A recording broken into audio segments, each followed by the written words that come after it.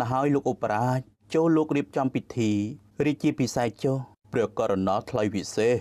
កាលព្រះបិតាសោយទីវង្គតទៅព្រះរាជបុត្រក៏ឡើងសោយរាជបន្តដោយប្រើនាមដោយព្រះបិតាដែរគឺព្រះបាទវិទេហរាជព្រះរាជាតែងតែចេញទៅតាមជនបទនានាដើម្បីស្វែងយល់ពីសុខទុក្ខរបស់ប្រជានុរាស្ត្ររបស់ព្រះអង្គមើលលោកឧបរាជតើស្រុកទេសរបស់យើងប្រជានុរាស្ត្ររបស់យើងមានជីវភាពដូចម្តេចដែរបបពុតព្រះអង្គប្រជានុរាស្ត្រនៅតាមជនបទមានជីវភាពល្មមអាចប្រព្រឹត្តទៅដោយសារព្រះនគររបស់យើងមានសានត្រាននិងសុខសន្តិភាពពេញលេញល្អហើយតែយ៉ាងណាយើងចង់ចេញទៅមើលជីវភាពនៃការរស់នៅរបស់ប្រជានុរាស្ត្ររបស់យើងចូលរៀបចំរាជរដ្ឋឲ្យយើងផងជួនជាពេលនោះមានបក្សីមួយក្បាលឈ្មោះថាវិនិលកៈមានរោមពណ៌ខៀវក្រមៅព្រោះមេវាជាសត្វក្អែកឯបាវាជាស្ដេចហង្សមាសអ្នកម៉ែអើយតើពុករបស់ខ្ញុំនៅឯណាឪពុករបស់ឯងនៅព្រៃហែមពីនេះណោះចុះលោកឪពុកមានដែរមកលេងយើងទេឪពុករបស់ឯងណាឧស្សាហ៍មកលេងណាតាំងពីឯងនៅទៅមិនទាន់ដឹងក្តីម្លេះស្ដេចហង្សមាសតែងតែហៅទៅហៅមកពីព្រៃហេមពៀនទៅក្រុងមិថិលាដើម្បីទៅលេងកូនរបស់ខ្លួនជាប្រចាំជាហេតុធ្វើឲ្យលំបាកជាខ្លាំងព្រោះតែខ្លួនកាន់តែចាស់ណាស់ទៅហើយ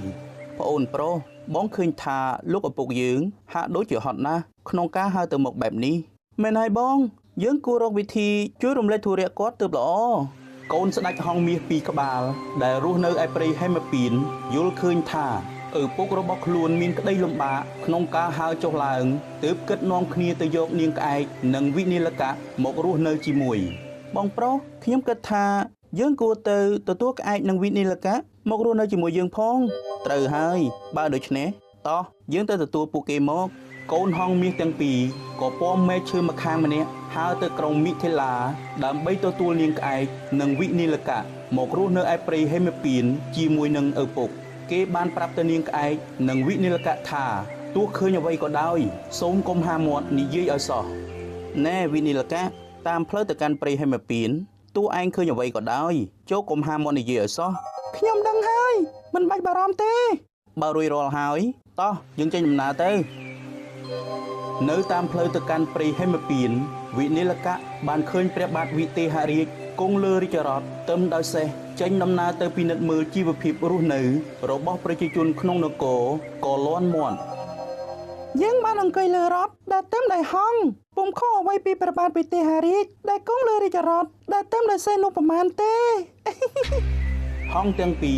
រឮវិនិលកៈប្រៀបធៀបខ្លួនដូចទៅនឹងរទេះសេះដូច្នេះក៏កើតទោសៈគិតចង់ប្រឡែងចោលតែខ្លាចឪពុកខឹងក៏ខំអត់ធ្មត់ហើររហូតដល់ព្រៃហេមពៀន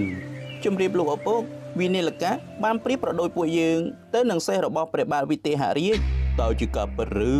បើលោកឪពុកនេះគឺជាការពិតណាកាលស្ដេចហង្សមាសបានឮដូច្នោះក៏កើតទោសៈព្រមទាំងដៀលថ្មាស់ដល់ម្ដាយនិងកូនថាមិនព្រមប្រមាថពីខ្លួនឯងអ្វីសោះរួចក៏ដេញម្ដាយនិងកូនឲ្យត្រឡប់ទៅរស់នៅកន្លែងដើមវិញហើយលែងទៅលេងអ្នកទាំងពីរនោះទៀតជារៀងរហូត